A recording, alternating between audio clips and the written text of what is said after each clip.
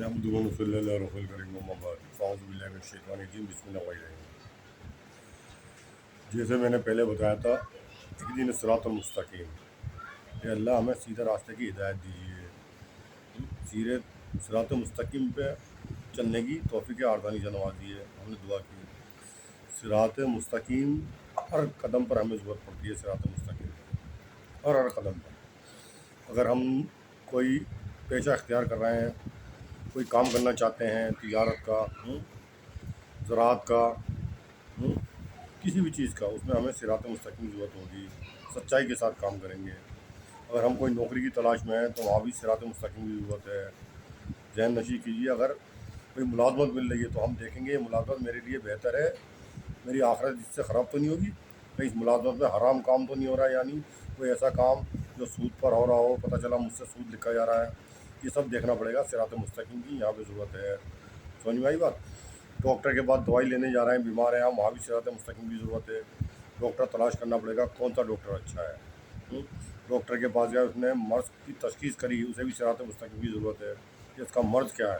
جب مرض پکڑ میں آئے گا تبھی تو علاج کرے گا، تو وہ دوائی جو لکھے گا اس پہ بھی صراط مستقیم کی ضرورت ہے کہ کون سی دوائی لکھنی ہے۔ اس دوائی کو لے کے آپ جو کھائیں گے اس میں بھی صراط مستقیم کی ضرورت ہے۔ اللہ سے دعا کریں گے اللہ اس میں شفا دیجیے۔ ہر قدم پہ ہمیں صراط مستقیم کی ضرورت ہے۔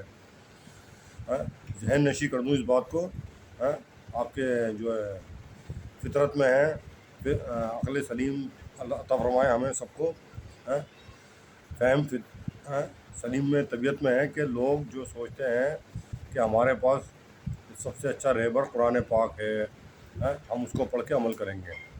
اگر ایسا ہوتا، جتنی بھی توریت، انجیل، زبور اور صحیفے آئے، سب کو جو صحیفے آنے سے پہلے پیغمبر بھیجے گئے تاکہ انہوں نے اس پر عمل کیا، اس عمل کرنے کے بعد پھر اپنی امت کو بتایا، خالی کتاب نہیں بھیج دی گئی۔ جیسے آپ سمجھیں گے قرآن کی تفسیر پڑھ کے ہم خود صراط مستقیم کا راستہ ڈھونڈ لیں گے، ہو ہی نہیں سکتا ایسا۔ سمجھ میں اس بات کا میں ازالہ کر رہا ہوں، قرآن پاک کی تفسیر بھی ہمیں کسی استاد کے بعد بیٹھ کے پڑھنی پڑے گی، سمجھ میں بات؟ حضرت محمد مصطفیٰ صلی اللہ علیہ وسلم نے اس پہ عمل کر کے دکھایا صحابہ کو، تب جا کے صراط مستقیم ان کو نظر آیا کہ صراط مستقیم کیا راستہ ہے اور کیسے اسے طے کرنا ہے۔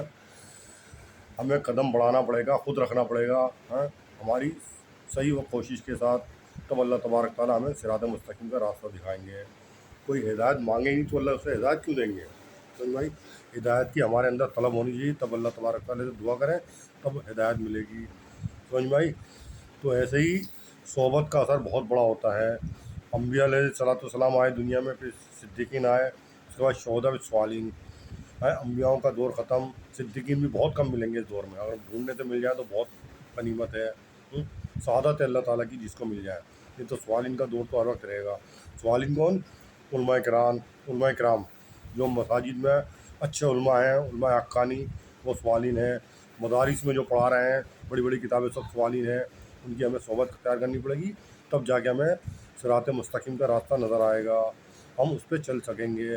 ہماری کاوش ہو کہ ہم خود چلیں صراط مستقیم پہ، یہ ہو نہیں سکتا۔ بڑھئی کے پاس بیٹھ کے ہی پسولہ پکڑنا آتا ہے، سمجھ میں؟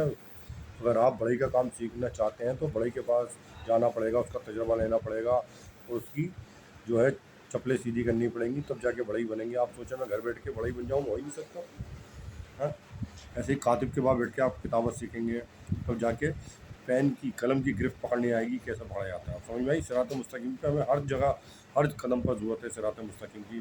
خالی علم شریف پڑھنے سے صراط مستقیم حاصل نہیں ہوگا کہ آپ علم شریف پڑھتے رہیں نماز میں اور 40 یا 41 مرتبہ سنتوں کے بعد پڑھیں کہ مجھے اہدنا الصراط المستقیم کا راستہ دکھائیے اور مجھے صراط مستقیم جو اللہ تعالیٰ مجھے مل جائے گا، نہیں، بلکہ صراط مستقیم کی دعا کرنی پڑے گی، پھر صحبت دیکھنی پڑے گی، اس کے بعد کتابوں کا مطالعہ کرنا پڑے گا اور تزکیہ کرنا پڑے گا، جب جا کے صراط مستقیم کا راستہ ہمیں نظر آئے گا، اور اللہ تبارک تعالیٰ اپنے فضل سے جو تم نے صحبت اختیار کی ہے یا کتابیں پڑھی ہیں ان کی برکات سے پھر تمہیں صراط مستقیم کا ایک راستہ نظر آئے گا جو منزل مقصود تک پہنچا دے گا تمہیں، یعنی تمہاری دنیا بھی صحیح اور آخرت بھی صحیح، سمجھ میں آئی ذہن شریف میں؟